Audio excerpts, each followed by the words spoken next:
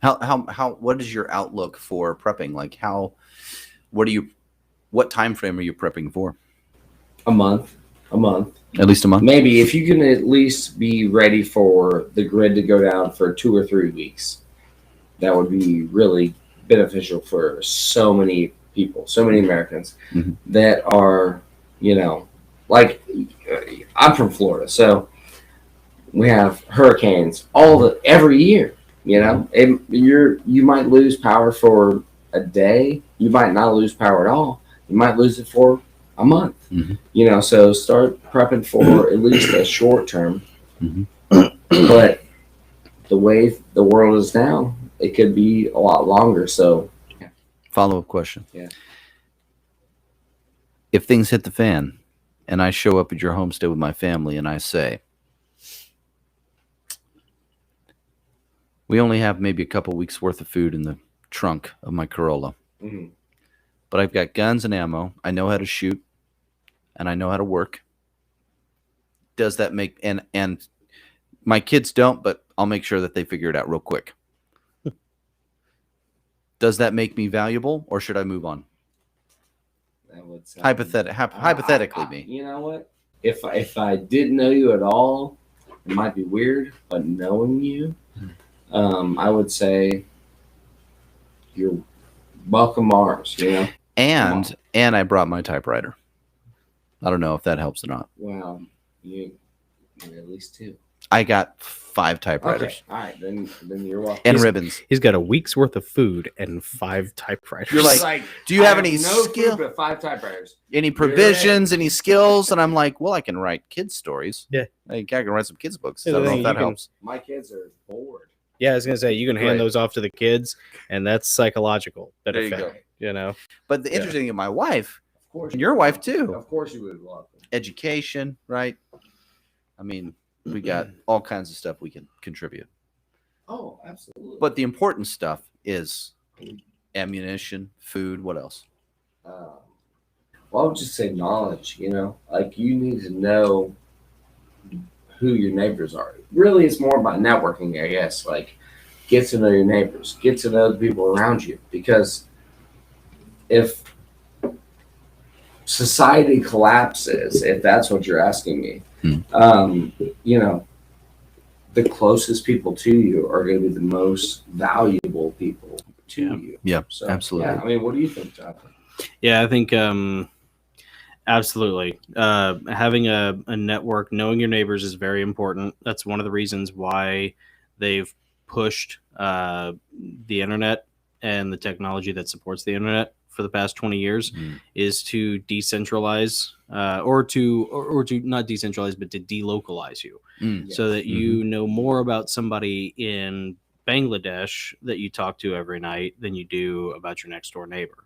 And when the kid is bleeding and you need to go to the doctor, but you don't have any gas in your car because there hasn't been any gas for the past 6 months, your neighbor does, but you don't know your neighbor, so you might not ask. You know, it's or he might not help you. You'll ask him because it's your kid, but so you know, part of the agenda has been to destroy not just the nuclear family, but also destroy local communities, especially in middle class suburbanite environments where those people don't need the government.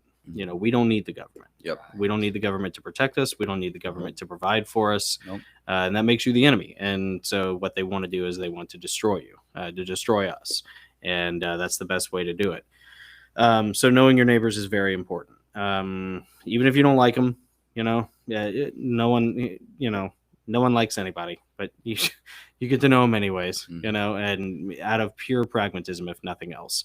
And good fences make for good neighbors. So boundaries are good.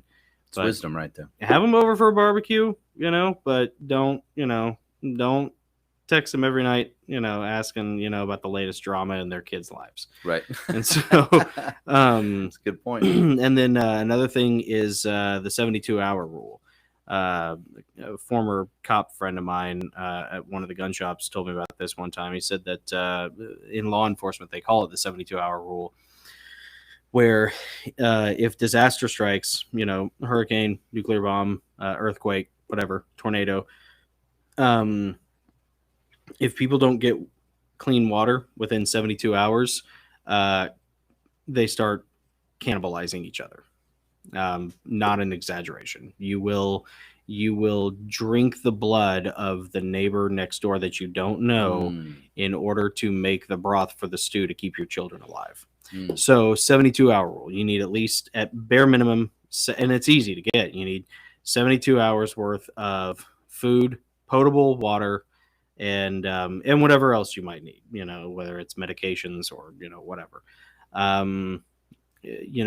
Prioritization. Anytime you go to the grocery, spend as much excess money as you can on non-perishable foods, canned goods, dry goods. Yeah, dried goods. Yep. 5-gallon buckets with Mylar bags, with rice and beans in them. If you can, get a freezer and a generator, then great. A generator is not. Weirdly enough, a generator is actually kind of a problematic thing to have for security reasons, because you can't run it indoors because of the fumes. Wow. And and you can't really. It's a security risk to run it outdoors because it's loud. And attract people. Want it. Exactly, and it's vulnerable. So plus, you have to have a reservoir of gas. Right. And you need to not delude yourself into thinking that you can bug out and live in the woods. You can't. You won't survive. You'll break your ankle or get a compound fracture or scratch the wrong thorn, get an infection, and you'll die. Yeah, nobody's that connected to nature. No one's. You're not that good. Yep. Yep. Maybe if you're like John Lovell, or some other, special operations forces type person who's, been to SEER training or something, then sure. Yeah. But you are not that person, and neither am I. So your home becomes your castle or your fortress, or you have a bug out location that is within, hopefully, an hour's drive. Anything more than that, and you're really running the risk of hitting a traffic bottleneck on the interstate somewhere. Yeah. That's a real problem. Having a network of people is important. Friends, family, some sort of a plan, just like you have plans for your children with, fire. You have, or a home intruder.